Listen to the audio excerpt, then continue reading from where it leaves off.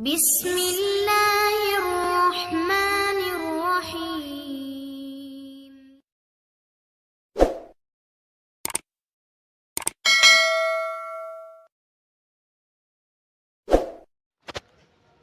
درد دل کے واسطے پیدا کیا انسان کو، ورنہ طاعت کے لیے کچھ کم نہ تھے کروبیاں۔ میرے تمام دیکھنے اور سننے والے اسلامی بہن بھائیوں کو میری طرف سے السلام علیکم ورحمۃ اللہ وبرکاتہ۔ آج کا سوال بہت ہی اہم سوال ہے، اور سوال کو جاننے سے پہلے اور اس کا جواب جاننے سے پہلے آپ تمام حضرات سے ایک چھوٹی سی گزارش ہے کہ اگر میری یہ ویڈیوز آپ کو پسند آ رہی ہیں تو پلیز ویڈیوز کو لائک کیجئے، چینل پر پہلی بار آئے ہیں تو چینل کو سبسکرائب کیجئے اور اپنے دوستوں کے ساتھ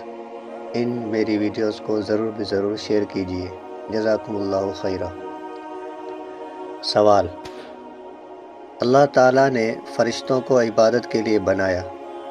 جو کہ ہر وقت لاکھوں کی تعداد میں خدا تعالیٰ کی عبادت میں مصروف ہیں۔ ایسی صورت میں انسان کے لیے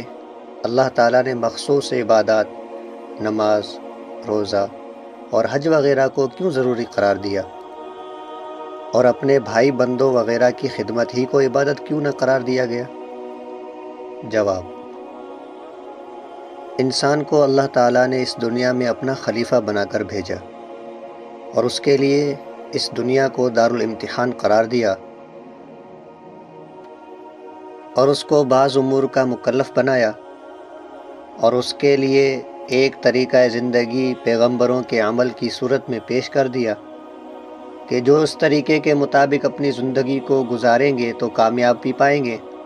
وگرنہ ناکام ہوں گے۔ دوسری بات یہ کہ عبادت اللہ تعالیٰ اس لیے نہیں کراتے کہ اس کو بندے کی عبادت کی ضرورت ہے، اور بندے کو عبادت میں دیکھ کر اس کا مقام کچھ بلند ہوتا ہے، بلکہ یہ عبادت بندے کے اپنے لیے ہی کارآمد ہے۔ اللہ تعالیٰ کو اس سے کوئی فائدہ حاصل نہیں ہوتا، بس اس نے ایک نظام بنا دیا ہے